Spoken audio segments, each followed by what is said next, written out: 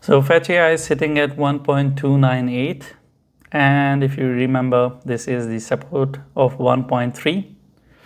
It is fighting to hold on to it, and I did offer you a neckline at 1.368, and I told you that if the neckline breaks, it is going to go towards 1.3, and that is exactly what we did see happening.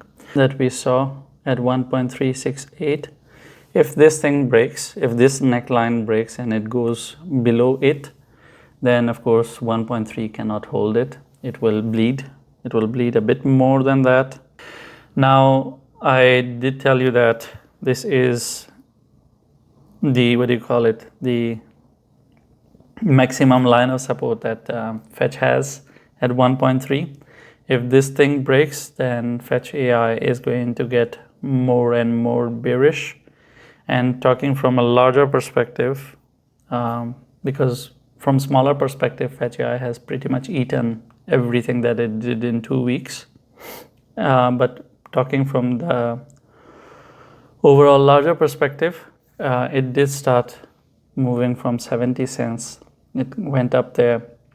So considering that the next line of support, which I did tell you in the previous video as well, is at 1.1. Right now, it is at 1.3. It is trying to fight and hold on to 1.3.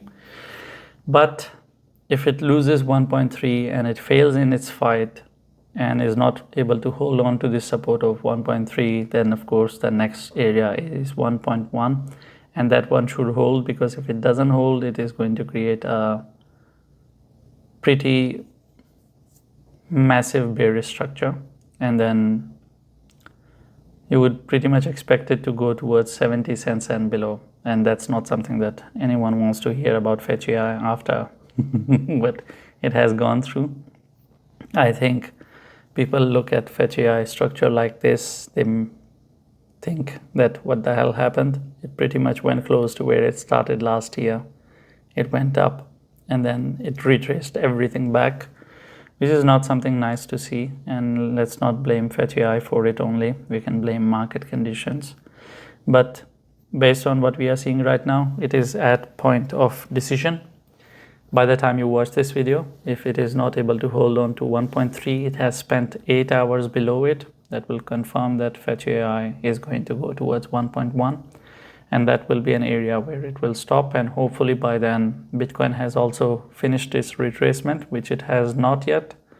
You can go and watch the Bitcoin video for that too. And once Bitcoin is done with this retracement, then Fetch.ai will calm down as well.